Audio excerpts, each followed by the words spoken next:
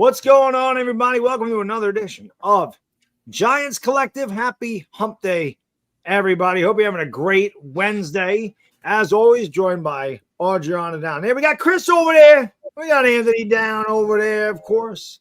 Do us a favor, as always, hit the thumbs up. It helps huge. We're over 5,200 subscribers, so keep hitting that subscribe button. Let's get 10,000 by the end of the year. That'd be great if we could do that. You can check us out on Apple, Spotify, Amazon, wherever else you get your podcasts. Links are in the description below. You can follow us on Instagram and TikTok. Also, links down below. If you want to become a member of the channel, you just hit the join button. You get the awesome emojis, monthly member messages, and you get your names in the outro. If I ever get my outro back, hello. Get the outro back. It'd be great. And as always, one of these days, Baddog, I was thinking, because we always talk about before the show goes live, how short the intro is. One of these days, I'm just going to forget that the intro is only 6 seconds long, and I'm going to be like picking my nose or something. Yeah, that's cool. It's live TV or live YouTube. I mean, who knows? Yeah. And as always, big shout out to SeatGeek, who sponsor the Giants Collective Show. Appreciate them coming aboard for the month of August. Big shout out to SeatGeek, because this is where I'm going to get my tickets when I go to some Giants game this year. It's going to happen. So I don't know if there's really that much to talk about. Obviously, our title is talking about the camp battles, which continue. And Adriana, you mentioned before we went, kind of in the group text, that there's a really good battle between Cordell Flott and Deonte Banks. Who do you think is winning that matchup and why? If you had to choose one, because you said they're both listed number one on the depth chart. So obviously it's like neck and neck. Who do you think? Who would you go with? Who do you think Brian Daboll goes with? I think ultimately it's going to be Tay Banks. I like that they're giving Flott the option, and I think they've been pretty neck and neck. But Tay Banks got an interception today. He did it. He turned his head around, he caught the ball, and he picked off Russell Wilson. Now, of course, there's not a single clip of it because the media wasn't allowed to record at practice. And I had to double take as I'm reading through these tweets. I'm like, this is the right Banks? We're sure that this is the right Banks. This is the guy. So, I felt like Banks was going to win it ultimately, but I do appreciate that they're making it a competition. I think it's really good for Cordell Flott too, to say like, hey, you're going to have the option here to try and beat out Banks for CB2. Let's see what you can do. And look, sometimes we all just need a little extra motivation to work a little harder, try a little more, and, be a little more competitive. So I still think that Flott is going to end up, Banks is going to be CB2, but I'm really enjoying the competition. I think during preseason, it's going to be really fun to watch. And that's going to be the ultimate test because look, no one can cover Malik Neighbors. I don't have any expectation that's whether it's Banks or Flott that they're going to be able to guard Malik Neighbors. But, during the preseason, I think it's going to be a really good test. When they're eventually in with the starters, are they going to be going against the Garrett Wilsons of the world when they play the Jets or, some of the Bills, like if the Bills end up playing their starters. So I think it's going to be a good competition and fun to watch. But, I think Banks, the only real concern that I have is if he has a bad day or a bad play or whatever, like, is he going to revert back to the Banks that we saw last year? I think as long as stuff like that doesn't happen, he's the clear winner here and he will be the starter throughout the whole season. Anthony, what do you think between those two? Who would you want to play, and who do you think Daboll is going to ultimately pick? Or is it still up for grabs pretty much because we haven't seen the preseason games? Yeah, I think it is still up for grabs. I think it will be decided after the preseason because I think there's a lot of room for error in the preseason, especially considering Banks and Flott. They're not going to be going up against the CeeDee Lambs of the world in the preseason. They will be going up against second stringers for the most part. So if you're getting burned over top, one more so than the other, I think that's a blemish on your resume from the summer, and I think they probably go with the other. But if I had to make a prediction and a guess, I like Deonte Banks. I've always been a massive Deonte Banks fan. He's who I wanted the Giants to draft in 2023.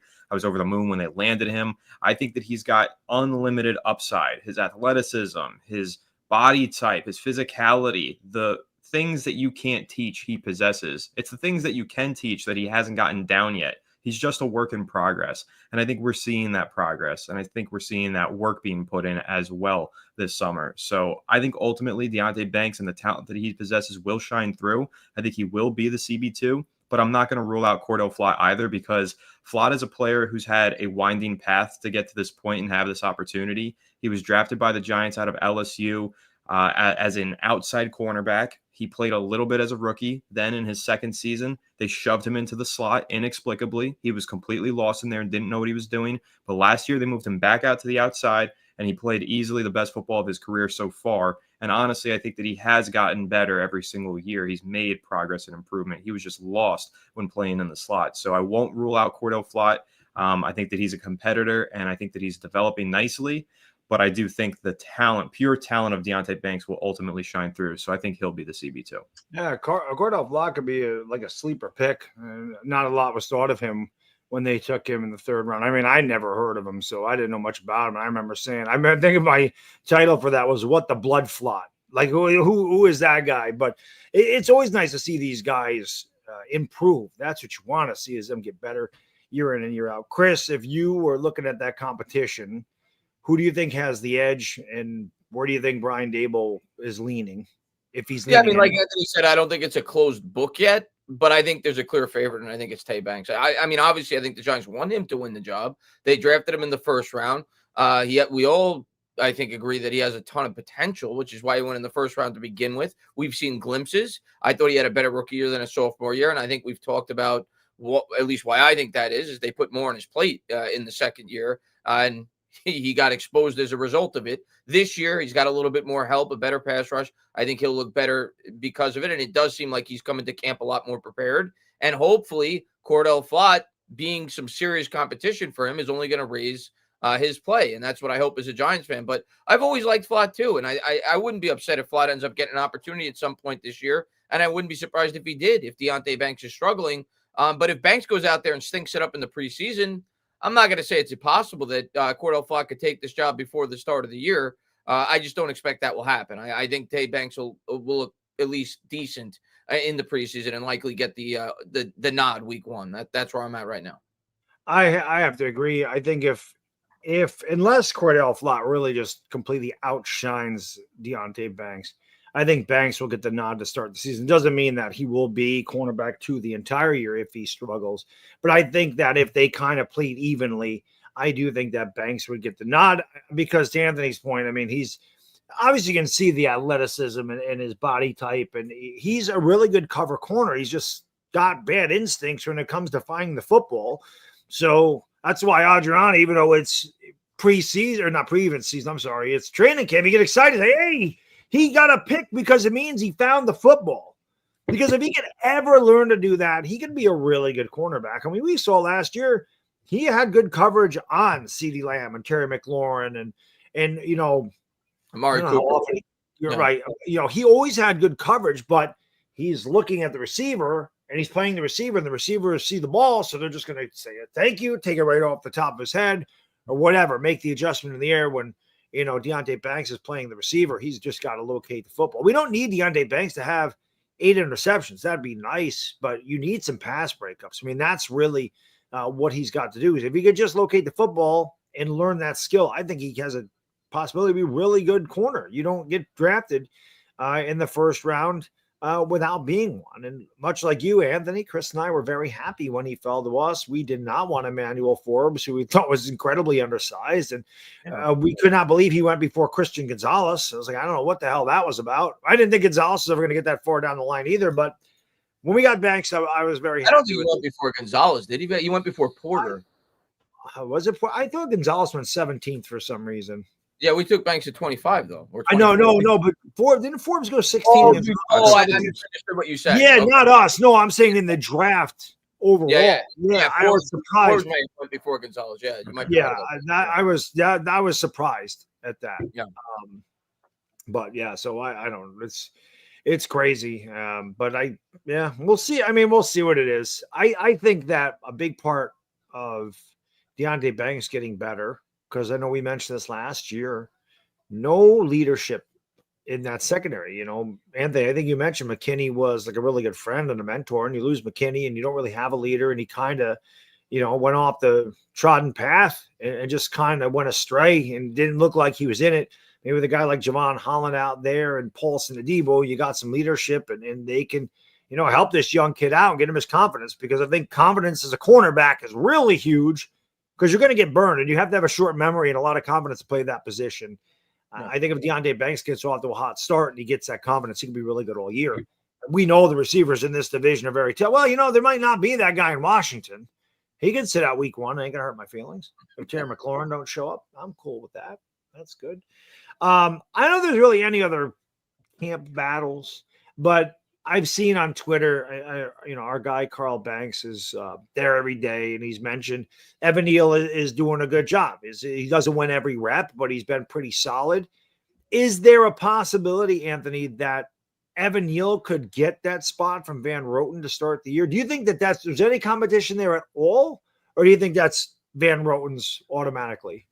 No, there's 100% of competition there. I'm pulling it up now. I tweeted it today. I listened to Joe Shane on ESPN Radio this morning, and he commented on Evan Neal. He wasn't even asked about Evan Neal. He was asked about the offensive line depth, but he said, quote, Evan, if he doesn't win the starting job, he's a good depth piece out there. He's done well at guard, end quote. So he, straight from the horse's mouth, Joe Shane said that there's a competition at right guard, which I don't even know if he was supposed to say. That feels like something that the Giants usually don't reveal, right? That there is a competition, but he said if he doesn't win the starting job, meaning that they are rooting for Evan Neal to win the starting job, and he definitely has the opportunity to. Now, I don't personally think he will unless he goes into the preseason and dominates. I definitely feel a lot better about Evan Neal than I have in the past.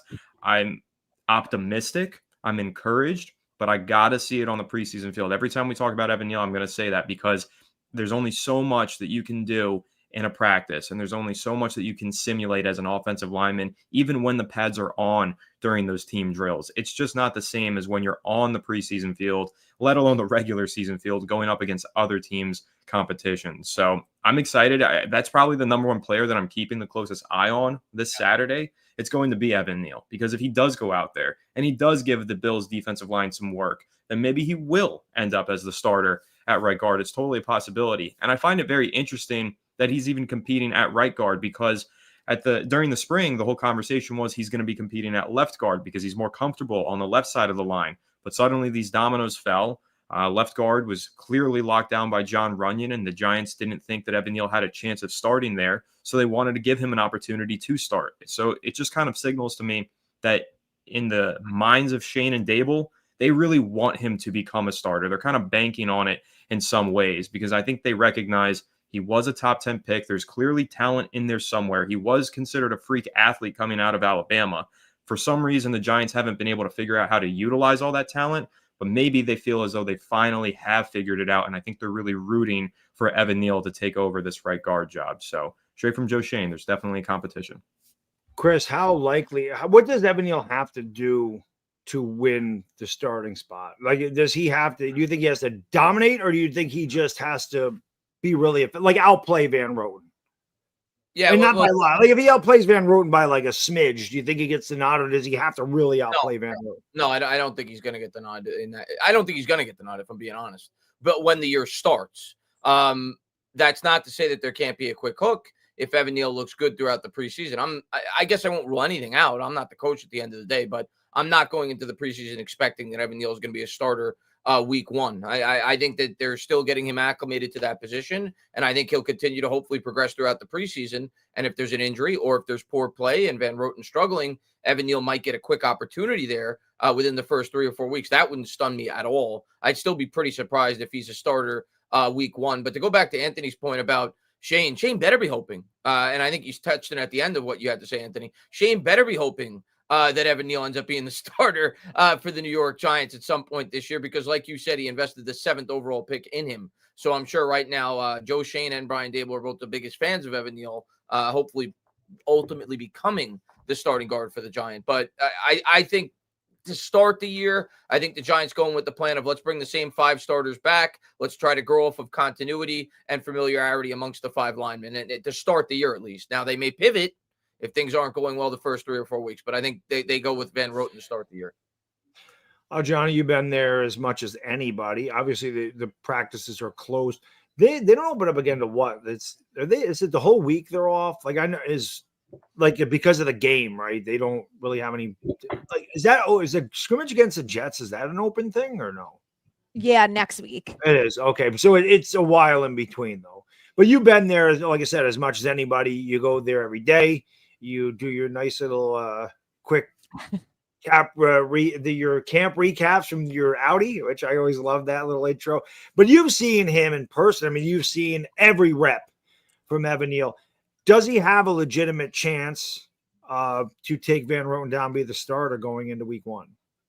Yeah, I think so. I mean, like we've said, Van Roten is not this like powerhouse guard that's one of the best ones in the league that like Evan Neal has no shot at beating out.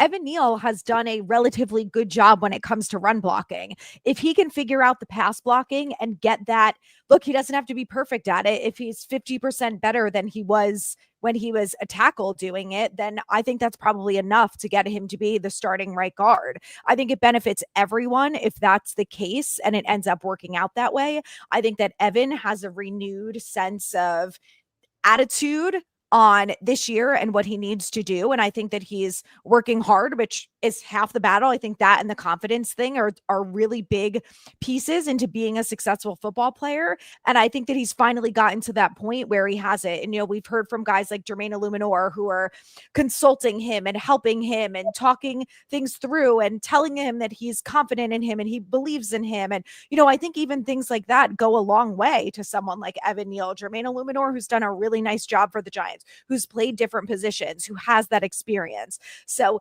I think all of that is hopefully going to give Evan Neal enough to be able to beat out GVR. But like Anthony said, he's one of the guys that I'm most looking forward to seeing in a real game during, the Bills on Saturday and for the next 2 weeks, because he's probably going to be one of those guys who plays all 3 preseason games. Maybe not every single rep, but I think we're going to see a lot of Evan Neal, which hopefully is going to benefit him as much as it's going to benefit everyone else. I'll tell you what, it would be such a huge uplifting factor for the Giants if he could become a solid guard. If you drafted him a tackle, just because he doesn't work there, if you can get any value out of him on the line, it's huge because we need all the line help we can get. We've needed it for some time now. But it also gives you, Van Roten's serviceable, so it gives you more depth as well if Evan Neal could take that spot. And I'm definitely looking forward to, seeing what he does against live competition in the preseason, these preseason games. But I haven't heard a bad thing about Evan Neal. Of course, he, looks mismatched one-on-one against Abdul Carter, and I want to see Abdul Carter killing our lineman. He's the 3rd overall pick. I want him dominating. I don't want him getting shut down. I want him getting to the quarterback. I don't think that's a knock on our offensive line that Abdul Carter is killing everybody because he's supposed to do that. That's why you draft him 3rd overall. That's why Chris and I thought he was the best player in the draft. You know what I mean? So a lot of people, not just us, a lot of people thought he was the best overall player in the draft. Yeah. And he very well could be. So you want to see that explosiveness. You want to see that bend. You want to see that spin move, that explosiveness off the line. So if Evan Neal loses a rep to Abdul Carter, I don't think there's any shame in that because there's going to be a lot of linemen that lose reps. Baddog, in the regular season, there's not almost every team is not. They're going to double team Abdul Carter. It's going to be hard for any lineman, let alone a guy that's still learning a new position, to beat Abdul Carter one-on-one, right? A edge rusher as talented as him, usually you're going to get a little bit of help when it comes to the blocking. Yeah. So I just like it. I haven't heard a bad thing about him. And when, you hear Brian Daboll say he's taken to it and he's being a pro about it. And, Carl Banks seems to be very high on him as well. It's just good. We really haven't heard anything bad coming out of training camp. Like this guy really stinks. At least I haven't. But then again, I don't go looking for that stuff. I try to be as positive as I can this time of year because Lord knows it's not usually too long before we can't be positive when it comes to the Giants. But I feel like this year is different. I hope he wins the starting job to start there. I would be thrilled and excited.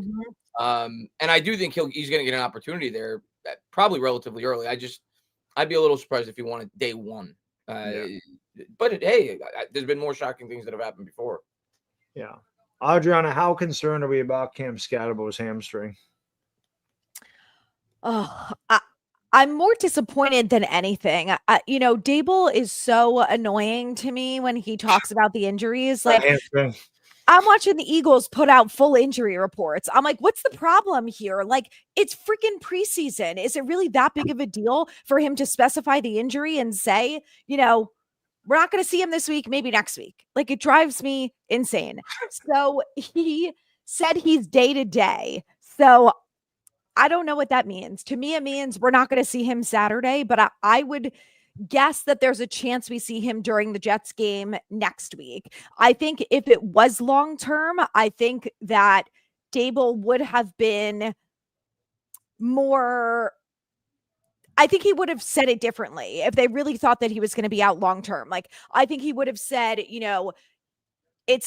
going to miss the preseason and we're going to take it from there or something like that, because there's no game planning for preseason. So the other team is not worried about whether or not Cam Scataboo is going to be on the field. So I can't figure out why he's so bizarre about the whole thing. But whatever. I'm definitely disappointed because he was one of those guys who was so fun to watch during camp, and he was so electric. And, as soon as he got the ball in his hands, you couldn't take your eyes off him.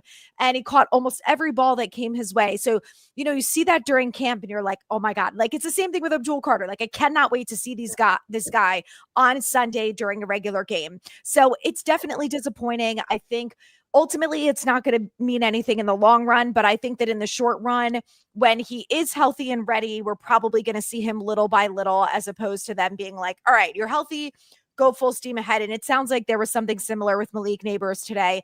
They keep talking about how they have a plan with him and Dexter Lawrence because of their injuries. So, he's in on 11 on 11s, and then all of a sudden he's on the side. And he said to the media afterwards, like, oh, it's part of the plan, whatever the hell that means. So I don't know. It sounds like they all know what's going on with the injuries and stuff. We're just the ones on the outside with it. But I think he's going to be fine. I think we're definitely going to see him week 1. The reason I asked is we were talking about camp battles, and there might have been we talked that Tyrone Tracy probably wouldn't have been unseated, but you never know, because Scataboo had really, really impressed. Yeah. Anthony, how worried are we about his hamstring? I mean, hamstrings can be tricky. I mean, they really can be. You don't really know. And like Adriana says, very frustrating when Dable doesn't give us shit. He's got a hamstring. Yeah, he's got a little bit of a hammy. What the hell does that mean? How concerned are we about Scataboo's hammy? Yeah, Dable and his reluctance to divulge any injury information definitely frustrates me as well, especially at this time of the year. Again, there's just, like Adriana said, there's no competitive edge that's being gained by another team. But regardless, I am pretty concerned about Cam Scataboo's hamstring, just because that's an injury that if you do research on and you search football players recovering from hamstrings, like in the NFL and what the history is, there's a high risk of re-aggravation, and there's a high tendency for those things to linger. So as excited as I am for Cam Scataboo, I do understand why the Giants are being so cautious with this, because if they rush him out there too soon and he re-aggravates it, then the whole process has to start over all over again. And that's probably what's going on here. They really didn't have him practice, I don't think, at all during the spring. So they tried to give him all of that time to recover from clearly something that was bothering him, probably from the end of the college football season. Now he's re-aggravated it. So now I don't think that we're going to see much of Cam Scataboo this preseason, if any at all. He really might be out a few weeks, and they might just get him recovered because, again, you just don't want re-aggravation with this. Otherwise, you reset the whole timeline of recovery. So definitely a level of concern for me. I'm not panicking about it. I don't really think there's a ton for Cam Scataboo that he needs to learn in the preseason. I feel like it's pretty straightforward. Put your head down and run into guys. That's what you're good at. That's what you've always been good at, and you're still going to be good at that. So there's really not a ton that I need to see from Cam Scataboo in the preseason, but it is worthwhile for him to get the reps nevertheless if he's able to, just because there's clearly some sort of competition between him and Devin Singletary behind Tyrone Tracy. It seems pretty obvious that Tracy is the number one running back, and that's how the Giants view him. He's going to be the lead, but I would imagine that when Cam Scataboo is healthy, he'll have an opportunity to cut into Devin Singletary's reps, and that's something that I would ideally like to see happen. I really want it to be a Tracy Scataboo 1-2 punch, with Devin Singletary more being the third guy floating in. But for now, I don't think that's going to be possible, and I do think it's going to take a little while for Scataboo to get kind of ingrained into this offense. Yeah. Chris, how concerned are we about Scataboo's hamstring? His boo-boo. How concerned are we about Cam Scataboo? I mean, Yeah, historically, especially at that position, the running back spot. I think, if I'm not mistaken, Saquon had hamstring injuries too, right? Like, I mean, he had Saquon had every injury here. Yeah, every injury in the book. But yeah, that is a lingering injury, especially I feel like at that position specifically. So yeah, it's something that you worry about that could pop up throughout the course of the year. If I'm the Giants, I do exactly what they're doing, though. I know that he's an exciting player. I can't wait to see him play on Sundays for the New York Giants. But at the end of the day, it's preseason. Like Anthony said, it's not the most complicated position in the world, like a quarterback or a corner, where there's a big learning curve into the NFL. There's a reason that rookie running backs dominate, because it's a pretty straightforward position, especially a player like Scataboo. Put your head down and run a couple of guys over. So most important thing for him is make sure he's completely healthy, or at least as close to completely healthy as he could be to start the season. So I think the Giants are obviously doing the right thing, holding him back and making sure that he's 100% before the start of the year. And more than likely, he'll probably be the RB3 because of this setback, at least to start the year. But probably assuming he stays healthy, probably by midseason, I would expect that. I wouldn't necessarily think it's going to be an even distribution between him and Tracy, but I think it might be like a 60-40 split, with Motor getting, a handful of touches throughout the course of the game. That's where I think it'll probably trend towards as the season gets going. But early on in the year, he'll probably be the RB3 for the first 2 or 3 weeks.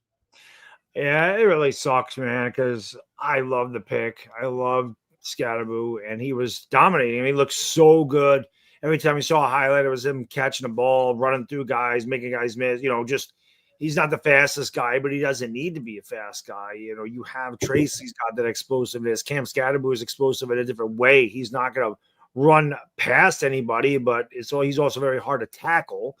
And you're not going to see a lot of arm tackles bring him down. So you do hope that the hamstring is healthy.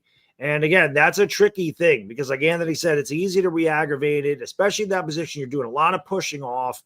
So you really have to be cautious with it, and you have to make sure that it is completely healed, because if it does get hurt again, he can be out a long time. Isn't that what busted Andrew Thomas up the first game of the 2023 season against Dallas when they blocked the kick? Wasn't he chasing somebody? Didn't he pull a hamstring and he was out of 8 weeks? So you don't know. It sucks because it's just, there's so much unknown, and Brian Daboll throws even more unknown on the top of the unknown because he doesn't give you it's healing nicely or it's progressing. It's not that serious, or it is that serious. He mimics Belichick. Belichick used to do the same exact thing. I know he does. Yeah. Yeah. On to Cleveland. Yeah. On to Cincinnati. Yeah. What do you think about what's going on with Cam Scataboo? He wasn't on the field. On to Buffalo. Yeah. That's what he would say. Yeah. One more thing before we get into the super chats, the comments. Anthony, how happy is Malik Neighbors? I saw a little quote that he just said, it's just so much fun to catch the ball from Russ. And you just see Russ launch those moon balls. And he said it's fun to catch a moon ball from Russ. He is like glowing, kind of like with the way I did when Alex Rodriguez DM'd me on Instagram. Malik Neighbors has that look, right? So how much I'm that's my doorbell. Someone's in my house. Let's just turn that down. That's A-Rod. Yeah, it's not A-Rod. But I mean, I don't want to get too hyped up about. I do though.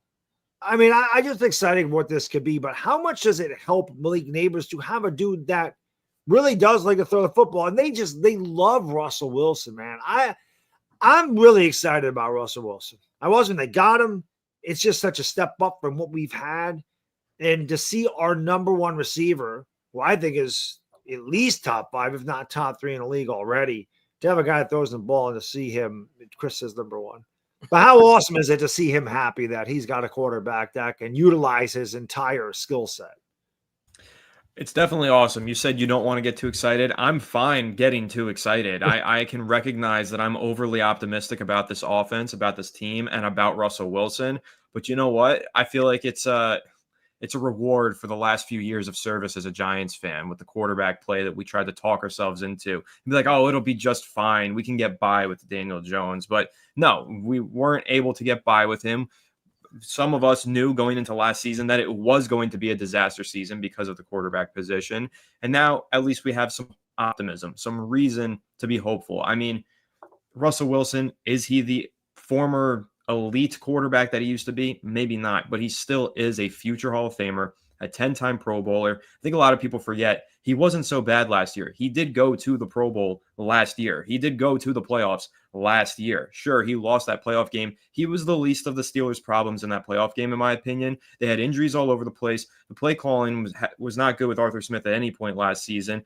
George Pickens was out there fighting fans. So they had a lot going on in Pittsburgh. Russ was the least of their problems. I feel like he kind of got blamed for a lot of stuff that wasn't necessarily his fault. But now here with the Giants, everybody's happy. It's not just Malik Neighbors. It's the defensive side of the ball, too. Those guys are praising Russ and his leadership. You've got guys in the secondary saying what a leader he's been. You've got guys on the offensive line, the running backs, all of the receivers, even the coaches are taking to Russell Wilson's teachings. He changed the practice regimen. He's changed everything inside of the organization. We talked all offseason long about how this organization needed a reset. It needed a change. It needed somebody to step in and shift the culture and reintroduce the new Giants way, create a new Giants way. We talked about, could Belichick be that guy? Could they fire Shane and Dable? Could they bring in a new regime to make that happen?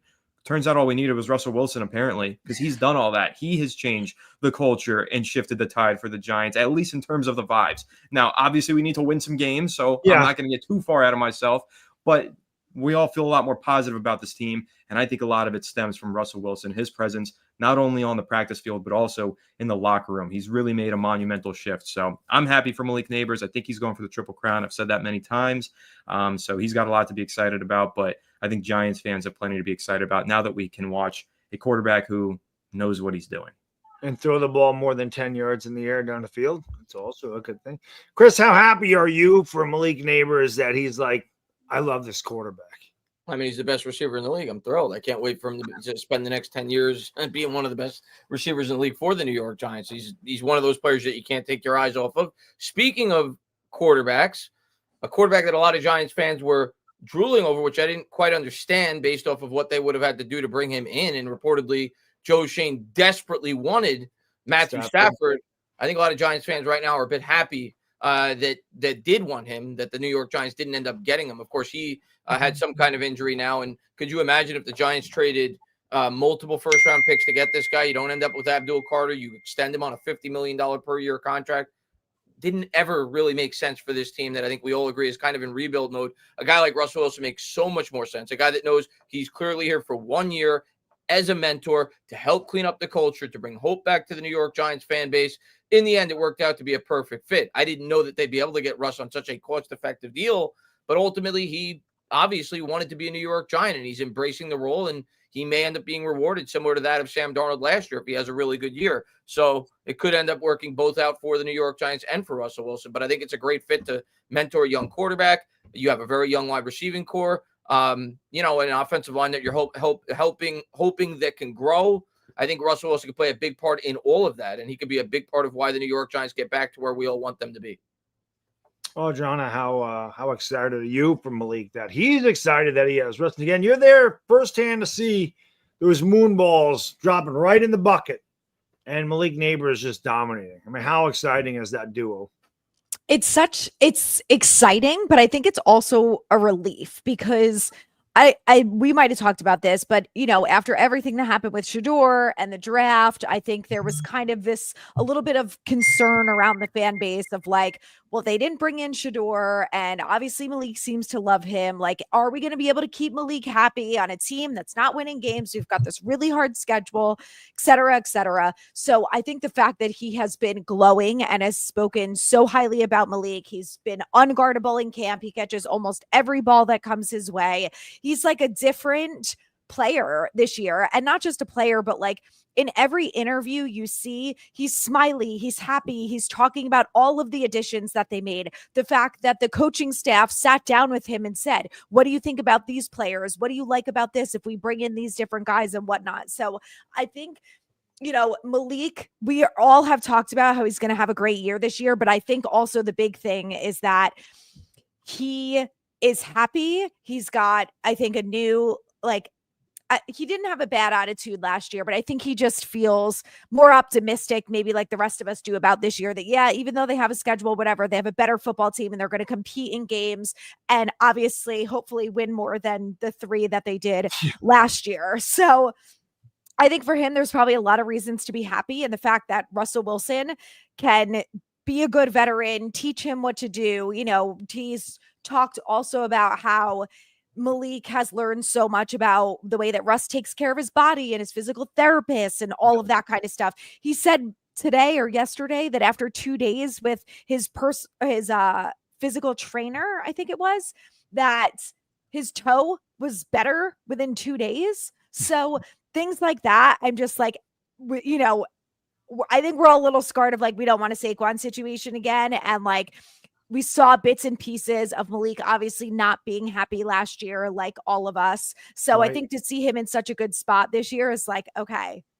I think Great. you brought up a really good point about Neighbors having a at least some, probably not a massive influence, but at least some input in what they did at the quarterback position. Because if I remember correctly, I remember Neighbors being asked in season last year, like late in the year, like week 13, week 14, week 15, or maybe it was like right after the season, what he wanted the Giants to do at the quarterback position. And he said he wanted them to go the exact route that they did. He wanted them to get a veteran and a young rookie quarterback for him to learn under. So he may have had at least somewhat of an influence on what the New York Giants decided to do at the quarterback spot. So I thought that was a good point you brought up. Anthony made a great point. We talk about how it feels different in training camp, and I think he's right. I think they just needed a Russell Wilson. There was just not this excitement around the team the last few years. There just wasn't. You know what I remember Malik Neighbors doing? I forgot what game it was, where we had like 10 targets in the first half and like 2 in the second. They said, "Is there a reason you get 8 targets?" And he said, "Gotta ask Coach Dave about that, man. Gotta ask Coach Dave." Really, you'd want to say, "Yeah, you gotta go." You should have said, "You gotta go ask the quarterback about that, man." Got to go ask the quarterback about that. I'm really pumped up, man. I just have Russell Wilson, a guy that can just do many different things. He's not a one-dimensional quarterback, and he's very cerebral. He still can throw the ball very, very well down the field, and he's going to have some guys to choose from. And he got one of the most dynamic, electric receivers in the league. And Malik Neighbors, consummate professional, with Darius Slayton, who's been the consummate team guy since he's been here. Wandale's got an opportunity to be really good in the slot with those 2 guys on the outside, and Russ hitting him in stride, and not Wandale going, "I got to come back this way to get in. I got to stop." And then there's the safety hitting, knocking my 5'8" teeth out. He doesn't need that either. So I don't know, man. It's different. It is different this year, without question. With that said, we come to the spot. Big shout out to SeatGeek. They sponsor the Giants Collective show for the month of August. Go get your tickets at SeatGeek. I'm going to go get some tickets at SeatGeek myself. Let's hear from our sponsor. 90 seconds back after this. We'll get to your super chats and questions right after this. What's up, everybody? Giants training camp is here, and man, do the Giants look different and exciting this year. That's why I'm excited to go and see the New York Giants in person this year at MetLife Stadium. That's also why I want to give the sponsor of today's video, SeatGeek, a huge shout out. With over 28 million downloads, SeatGeek is the #1 rated ticketing app. There's more than 70,000 events listed on SeatGeek, including concerts, sports, festivals, and more. The NFL is right around the corner, and MLB is in full swing. I love using SeatGeek. I'm thinking about going to that Giants-Chargers game at the end of September. I'm going to go with a couple of buddies. I'm going to go on the SeatGeek app. I'm going to look for 3 tickets. I'm going to click those 3 tickets, and I'm going to sit there. I'm going to scroll around and see which seats I think are best for me, which seats are the best out there, and I'm going to pick the ones I want. It's very easy to use. SeatGeek has your back, and each ticket is rated on a scale of 1 to 10, so you know if you're getting a good deal. Look for the green dots. Green means good, red means bad. Plus, every ticket is backed by their buyer guarantee. And know that Giants Collective came through for you guys. You can use the code Giants Collective for $20 off of tickets at SeatGeek. That's $20 off your first purchase using the promo code Giants Collective. Make sure you click the link in the description to download the app and have the code automatically added to your account so you can use it later.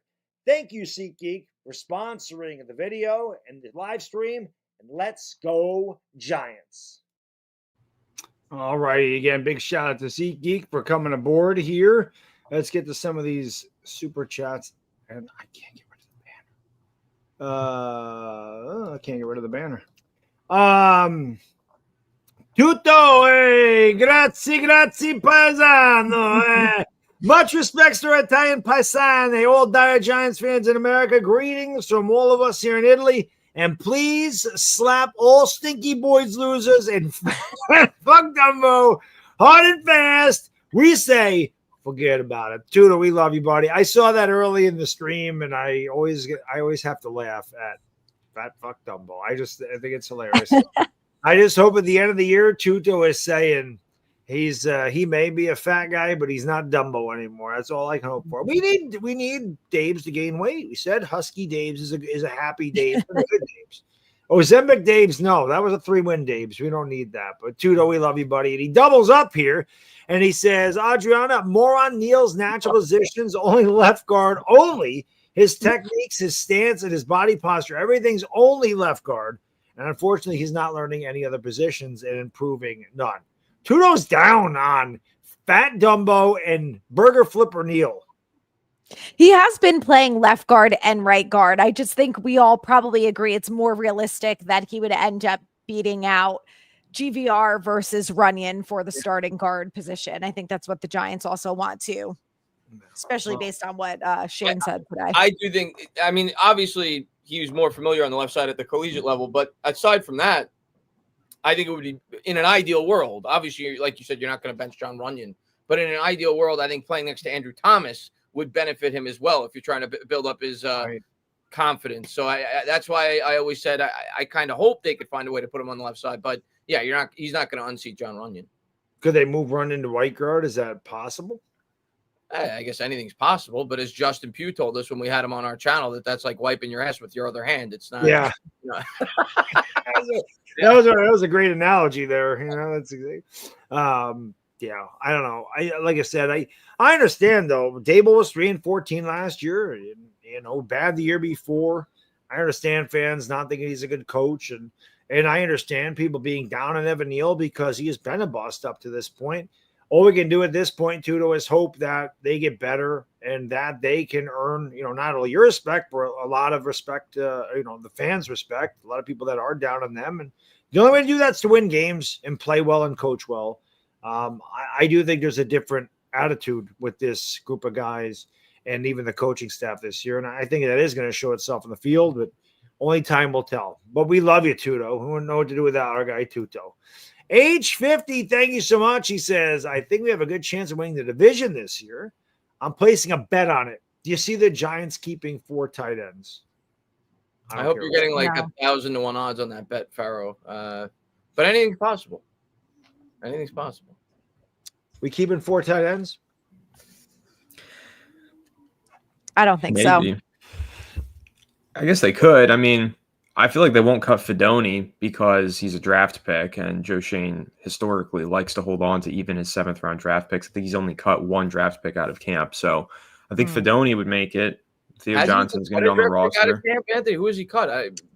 Chris Williamson, I think is his name. Oh, I think right. McKeithen was on the team a couple of years. Williamson, I think, was a cornerback. I want to say out of. He got hurt though, right? I remember he got hurt in training camp. I think it was, if I'm not mistaken. Yeah, and so has Fedoni. He had a concussion, so I guess anything's possible. But I think Fedoni will make it. I think obviously Theo Johnson's tight end 1, and then in between those two guys, you've got Dulcich, Manhurts, who the Giants liked enough to re-sign this offseason, I think on a more than 1-year contract, and obviously Bellinger.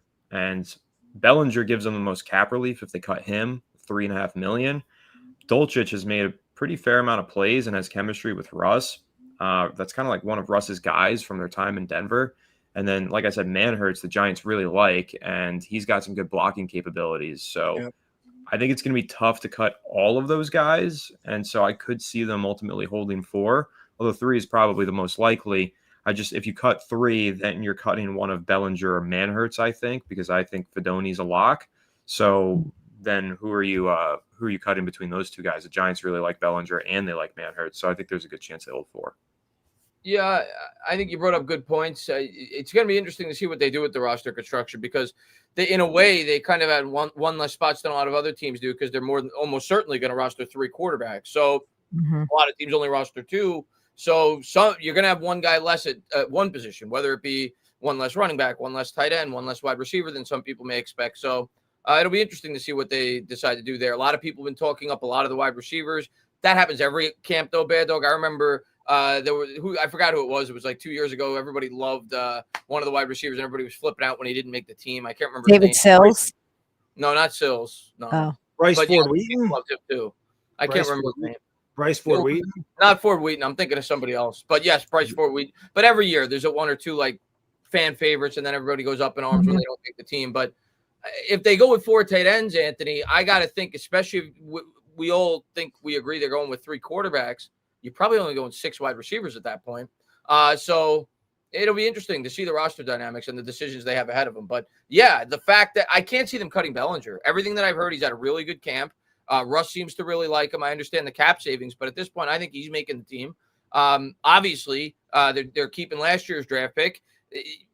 I think, yeah, more than likely, there's a good chance they roster 4. But if they do that, they probably only go with 6 wide receivers. Yeah. I don't know. I don't know what they do. I can see. I think Manhurts is there just really for blocking purposes. Obviously, he's not going to be a guy that was. They love Theo. And Bellinger got up to a great start before he got Ric Flaired in the eye and somebody ripped his eyeball out of his head. I see some guesses in the chat, by the way. Both of which were fan favorites in training camp. That's not who I'm talking about, though. Alex Bachman. I remember Colin Johnson's a good one. Colin Johnson, but he got hurt, but he was a huge. There's another guy that I can't recall. He was maybe 3 or 4 years ago. He was really tall, 6'5", 6'6". He had a huge. It's not Corey Washington, is it? I feel like he was further back. No, it's not Corey. He was like in the Eli Manning days, wasn't he? No, he was pretty good though in the preseason. It's more recent than that. Ramses Barden? No, just no. I can't think of who it was, but yeah, there is always a camp sweetheart that, well, they don't make the team. We're like, oh god, I didn't make the team. I really liked Colin Johnson. Colin Johnson was going to have it because that was 2022. We didn't have any really good wide receivers at that point. He was going to make the team until he. Yeah, I always liked him at Texas. I always thought he was going to be a really good receiver. Never worked out for him, but I thought that he kind of could have been what Kenny Golladay was supposed to be for us, at least with the red zone threat. He just never got the opportunity. I would love the Giants to win the division though. H50, that'd be good. I really just want them to finish second. I don't know that they're thinking the Eagles have to have a lot go wrong for them, and we'd have to have a lot go right to pass them. I still think that it narrowed a little bit, but the Eagles are still stacked. I think that we're right there with the other 2 teams in this division. I don't care what Washington fans are very cocky, and I really don't know why. I mean, it's the first time in 30 some odd years that they won double-digit games or whatever. They won double-digit games 3 times since 1991. They ain't won shit since 1991. They have a season where they go to the NFC Championship. They get destroyed by Philadelphia, and they act like they've been here before. Well, as Giants fans, we can tell you, man, we had a good season 2022, and it fell right to shit. Reality hit us in the face. There's going to be a lot of tape on JD5 now, and your schedule's going to be tougher, and you're not sneaking up on anybody now. So it's going to be you're not just going to think, oh, we're going right back there. It ain't that easy just to go right back to the NFC Championship game. So I think we're kicking Washington's ass week 1, and I'm standing on business. And I'm telling you right now, that's going to happen. H50, thank you again. He says, what jersey should I get, 1 or 44? Can't go wrong with either. Number 1. I'd go with 1. Yeah. He's actually played, so we know he's really good. I mean, I'm pretty confident Scataboo is going to be a good player, but I've been burned by Giants mid-round picks I had confidence in before. So you and me both. Lorenzo Carter, that was the one that I thought. This is going to bother me. I'm trying to find the receiver's name now. This is bothering me, but I'll figure it out. Friday, Chris will give us the answer to that trivia. Yeah. I would go at number 1. I've actually said that I really do want a Malik Neighbors jersey, but I've had very bad luck with the jerseys that I buy. They end up not being Giants. So when he said, you got to wait for the contract, Bad Dog, I'm like, I did, and they traded Beckham. And I did wait, and I still got freaking hosed. So I want them to stick around. I'll buy a jersey of somebody I don't like, and that way they'll be off the team. So we'll do it that way. That'll work. Yeah. Michael, thank you so much. The Four Horsemen t-shirt idea, Anthony. Will sack Mahomes 6 times. He'll break our primetime curse. That'd be great. I put this on Twitter. I'm going to ask you guys really quick. And I love this because people are like, oh, they need to do something before they get a nickname. Man, it's August. Let me have my damn fun. Chris, Yeah, exactly. Give me a nickname for the front four. The Fearsome Four. Well, no, that's already the Fantastic Four. I've seen a lot of people say, obviously, that's copying the Marvel movie. I like it though. I think the Fantastic Four works well. But Anthony, I hate to sound like that whiny old guy. I do want to see them have some results before I. Chris, we're just shooting from the hip here. I'm gonna go Fantastic Four. I like it. I know. Anthony, what do we got for the front four? The Four Horsemen is pretty good. I like the Fantastic Four as well because if you're familiar with the Fantastic Four, Dexter Lawrence looks like the Thing. He's just built like him. So I think it works. Adriana, give us one. Front four, nickname. I know. I like those both too.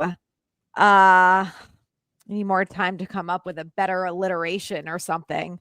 I got the best one because it was very it's unique. It's Fantastic Four. I get it. I mean, trust me. Because I put that on Twitter and I got a lot of responses, but nobody came up with this. Mount Rushmore. That's what it should be. Oh, Mount Rushmore. That's what their freaking nickname should be. Maybe he saw that you wrote that, but I saw David in the chat just wrote that too, Mount Rushmore. Yeah, that was because I retweeted and I came up with my own, and it's Mount Rushmore. Okay. I like it. Yeah, let's go. I can see a T-shirt with that. You got the Mount Rushmore. You got their heads there. It says Mount Rushmore on it. I like it. Why not? All right. Hog Media, get on that. Mount Rushmore, Giants Collective merch coming soon. Yeah, I would like to see them do something too, but shit, it's August. I want to have some fun. Let us be excited as Giants fans. Give us the summer, please, before we're miserable by Halloween. That's all I ask. Yes. Tuto, he loves it. Tuto, grazie, paisano. Adriana, so many. I say her name different every time. Adriana, I don't know what the hell I'm saying. It's you know what I'm talking about. it's all the same. Tuto says so many different O-line coaches. I catch myself doing it all the time. I say it differently every time. So many different O-line coaches have tried almost everything to teach him and improve his techniques, but more on Neal ends up getting injured. And now Giants need me to hit him hard in his career. Tuto, can you just come back here and walk onto the team? We need you to be the offensive lineman that will solve all our problems. I agree. Need to hit him harder than this. Tuto, go hit Saquon and take care of it. Go hit Hurts. Go hit an Eagle. You hate the Eagles as much as I do. Any one of them. Jalen Carter, take your pick. I don't care. Yeah, Tuto, take care of business. Take care of business over there in Philly. SPP Williams, thank you so much for the UK. He's a trooper because it's like 1 o'clock in the morning over there. We appreciate you, buddy. He says, happy collective day from the UK. How good is the Commanders and Cowboys running game this season? I saw some clips from Cowboys training camp, and their run game was the joint practice, I think, against the Rams, and they were just getting shut down by the Rams defensive line every single time. Like their run game was not looking that great. And look, it's practice, whatever. Let's see what happens during the season. But I don't know. Is that a preview of what's to come? Might be. It wasn't really good last year, was it?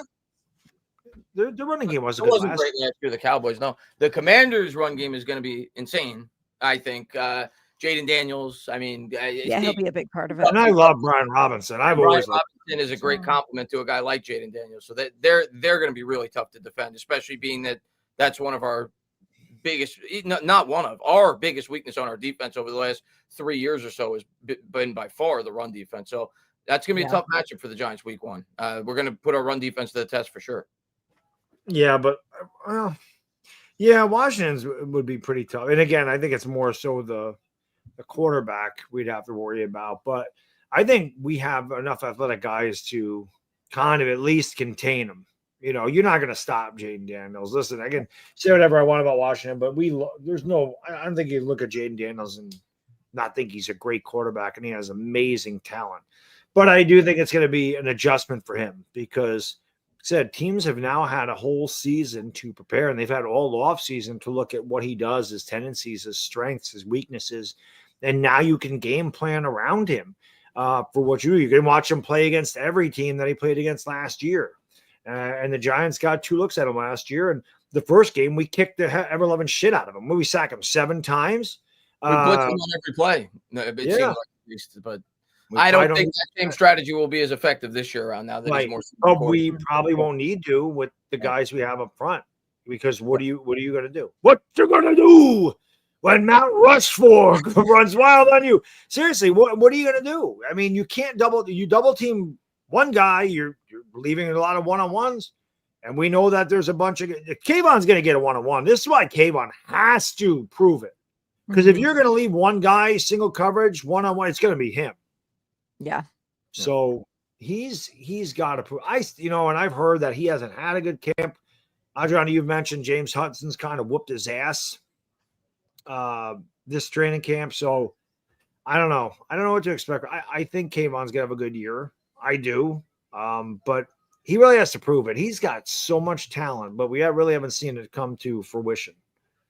Yeah, the two of them were really back and forth this year. Like, I kept waiting for them to just like rip off their helmets and beat the shit out of each other. Like, it was like it was about to come at any minute, and I'm surprised that it never happened. But there's still time, I guess.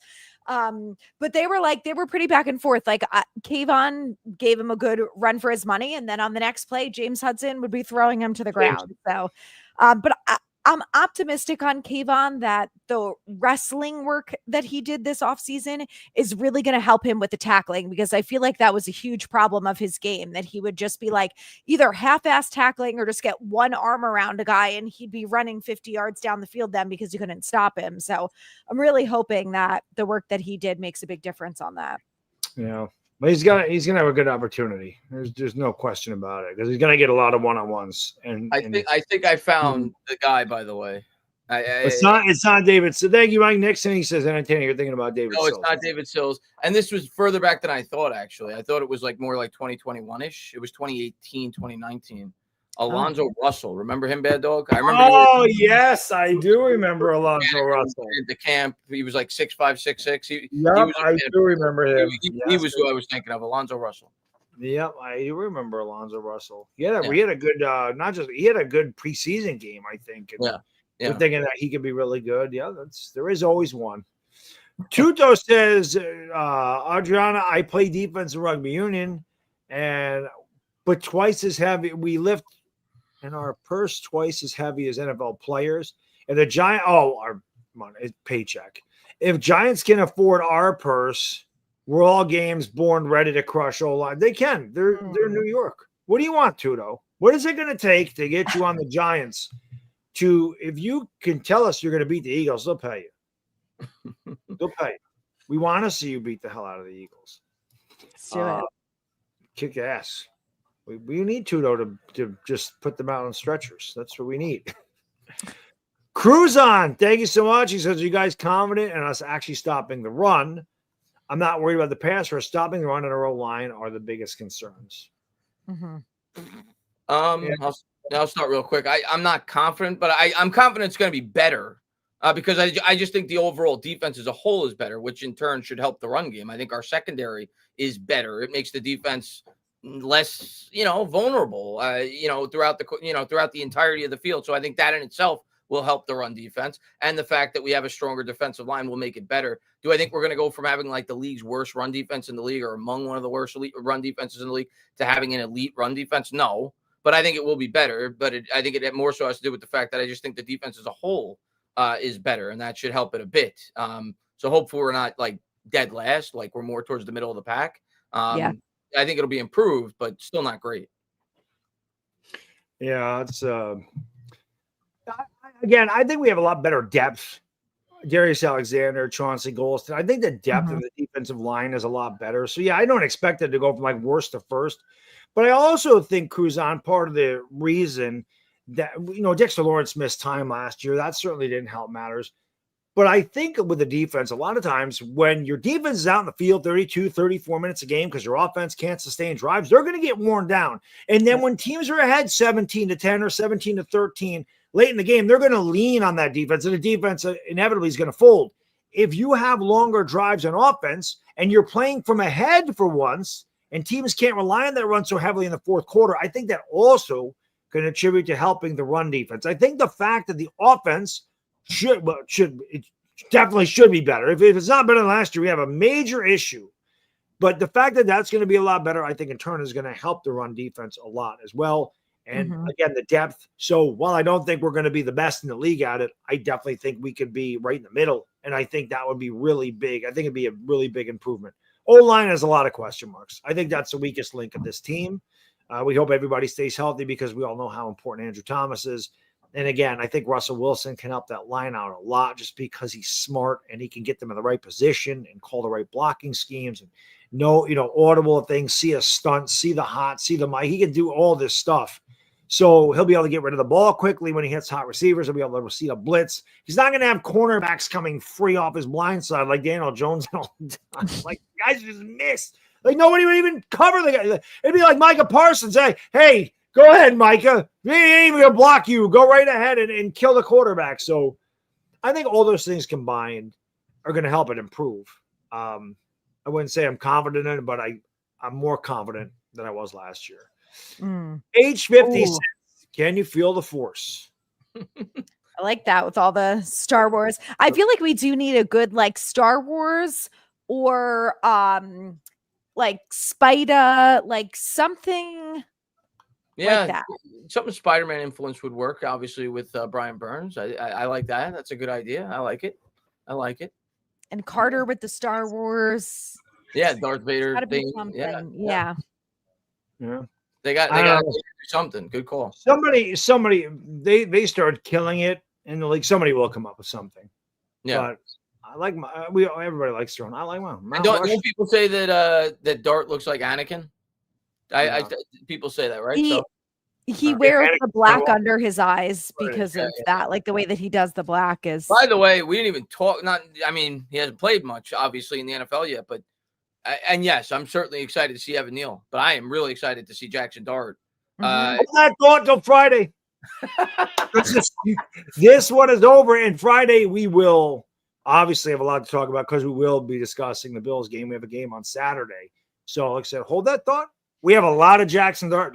I can't do a good John Gruden. We got a lot of Jackson Dart to discuss. I can't do him. I can't do John Gruden. Yeah, that Jackson Dart. But yeah, we'll discuss him. We'll discuss the Bills game. And of course, take your questions and comments from the chat. We appreciate you tuning into this edition of Giants Collective. Big shout out to SeatGeek, who sponsors the channel. We appreciate that very much. Check us out on Amazon, Spotify, and Apple. If you could leave us a 5-star review on Apple, that'd be great. We're on TikTok, Instagram. All those links are in the description below. If you want to become a member, you click the join button. You get the cool emojis, your name on the outros, monthly member messages. And if you haven't done so, like and subscribe. The channel is going really nice. We'd love to be a part of the Giants season, which looks to be really exciting. And Tuto Under the Guns got another one. He says, Baddog 2018 Skins contacted my agent to have a tryout. Then he found out I'm a dire Giants fan and a chance of beating up my teammates in the locker room every day. That's what we need. We need Tuto to go into Philadelphia and sabotage him from within.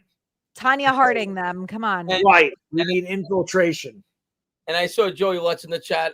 I saw you, Joey. He asked me when I'm going to be on my channel. I don't know whose channel we're going to be on, Bad Dogs or mine, but we're going to be doing the game on Saturday. Yes. And you'll be seeing me on my channel as the season gets underway, Joe. I promise you. But good to see you, man. Yeah, as always. All righty. With that said, again, thank you, everybody. Enjoy the rest of your hump day. For Adriana, Anthony, Entertainah, it's Bad Diggy Dizzle. See you next time. See you on Friday, and we out. Peace.